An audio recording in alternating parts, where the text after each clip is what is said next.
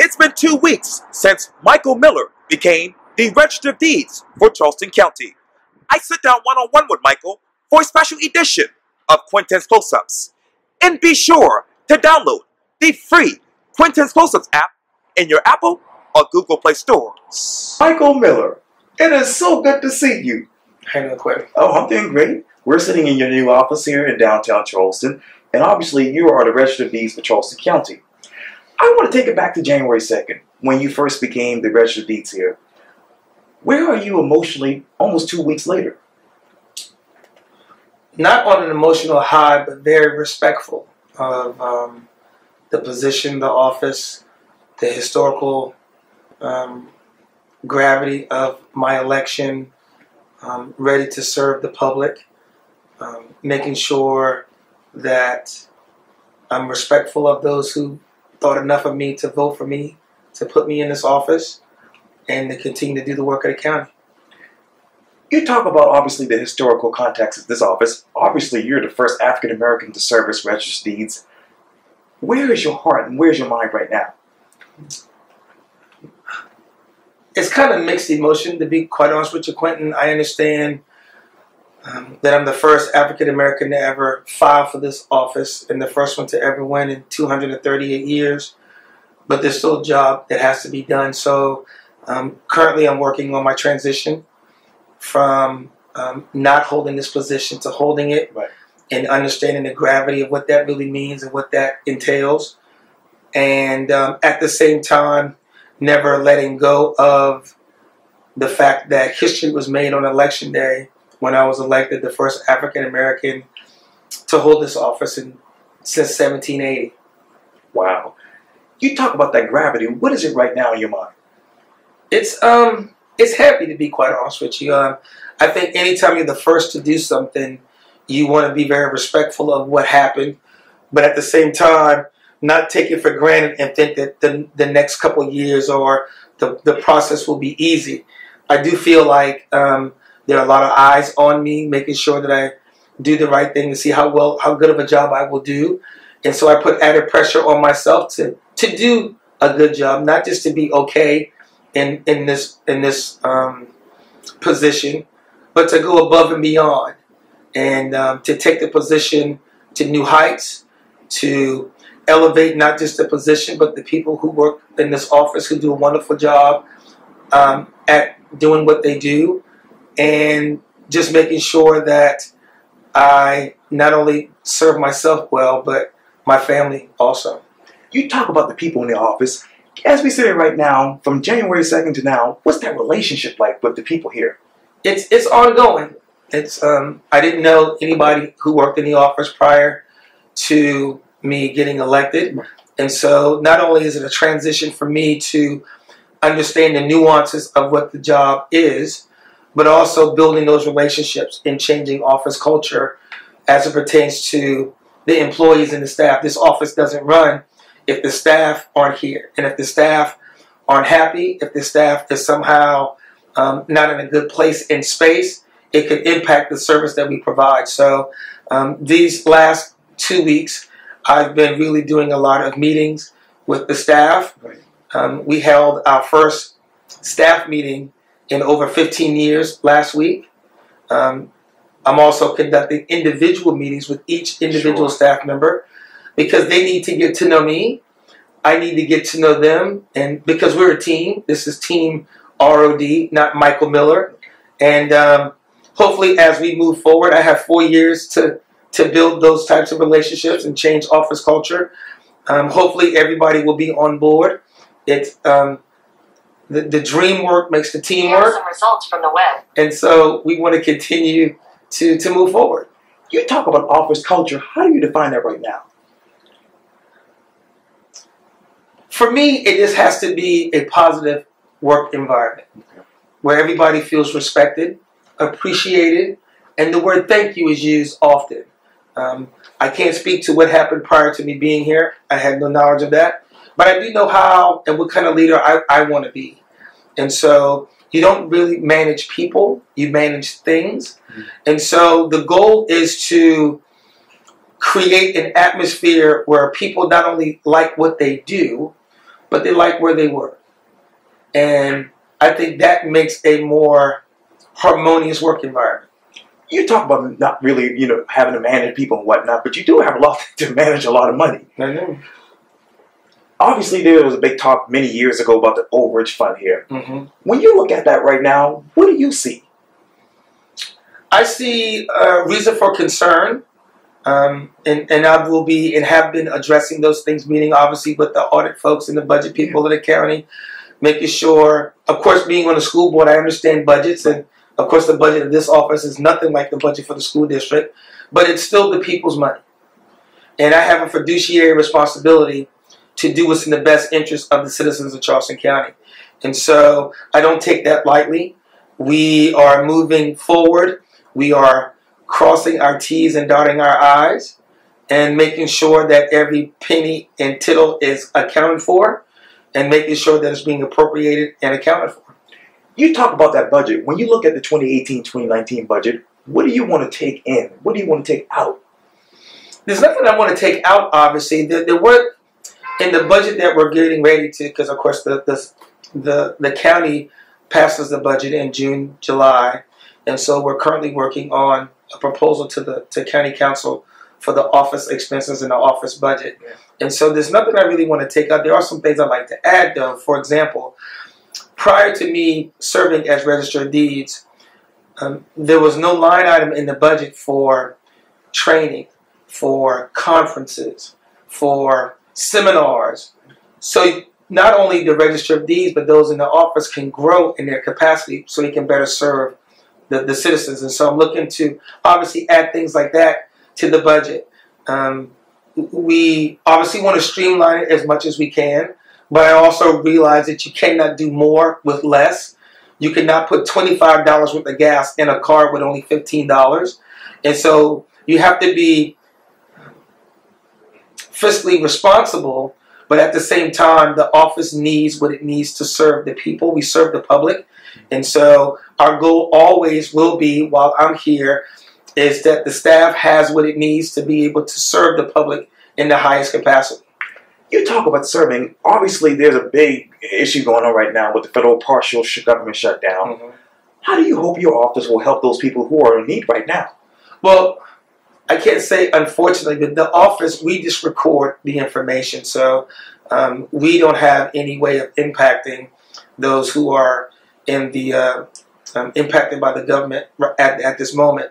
So all we can do is what we've always done, which is to properly record and index all information that comes to us, which is vital information because we're dealing with property and land, and making sure we're going to continue to do that at a very high level. And that's our responsibility. That's the charge of this office, and we will continue to do that. Yeah, you talk about obviously records and property. How many of those information, but really that information that's coming in right now? Today was a slow day. Oh, I can say that. A couple days ago, as you may or may not know, January the 10th was the last day of HOA filings. And so we were a little busy with Homeowners Association, making sure they were following their information on time. But the office relatively stays steady. Of course, we have some up periods and some downtime as well. But we want to make sure that one of the missions that I like to do while I'm here is to let the public know that this office is here as a resource. Most, I would almost say, 99.9% of the people that I meet and I know who are not in real estate or not lawyers have never heard of this office. So I have an obligation, I feel, to make sure and ensure that every landowner and every property owner knows about this office and how we can be of a use and asset to them. That's the charge I'm putting on myself as a Register of Deeds. I've got 4 years to do that. I will give it its due diligence. It's about educating. This is an opportunity for me to educate people who are landowners or property owners. If there's issues with your property, if you want to know whose name is on the deed, if you want to know the size of your property, this is where you come. If you want to know who was the original, who was the first person to own the property where your house is located, this is the office you come to gain that information. What other resources does this office provide? We're a library of property.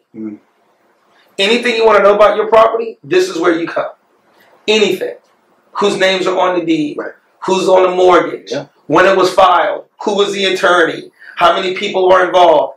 This office is basically a library of paper, and that paper has information pertaining to property. Now let me get back to the office budget. How much is that right now in your mind?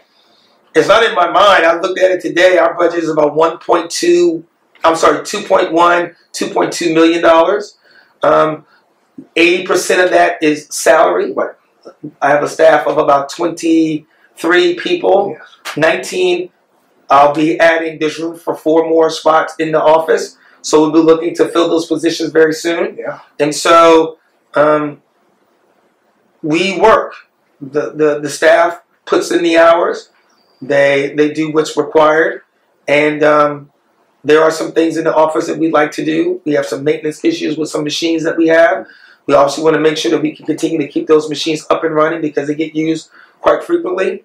Our staff always would love a raise, and the county takes care of COLAs and merit-based raises. So I think we're in a good place. I think if you ask the staff, they all would love a raise. I think, but almost everybody you'd ask would like a raise. So we do it in a respectable way. And you talk about maintenance issues. Obviously, there's a little bit of change right now in the online services. Talk to me more about that. Well, what we're looking at, as a matter of fact, yesterday I was in Aiken County to a South Carolina Association of Registered Deeds meeting, where they invited all registered deeds throughout the state, all 46 counties, to come in and just talk about issues that are facing the Registered Deeds office. A lot of counties across the state use e-filing and e-recording. Charleston County has not got on board yet. I am evaluating whether or not that would be most beneficial to the office. And so we're looking at ways of streamlining and modernizing our office so it's most beneficial to the customers that we serve. It hasn't been done in the past. We're looking at doing a lot of different things. We will move slowly but with purpose, making sure that we consider all measures moving forward. So there should be some new changes coming forward. Yeah, and as you know, I've asked you this several times in recent Quintin's close-ups interviews with me. But what more questions do you have about this office? I don't have questions about the office. I think more so it is about educating people about the office.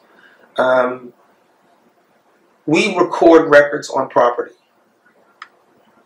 Most people don't know where records are located or who even records them. It's a very valuable resource to every homeowner and property owner in the county. Again, one of my missions will be is to make sure that I take care of my staff.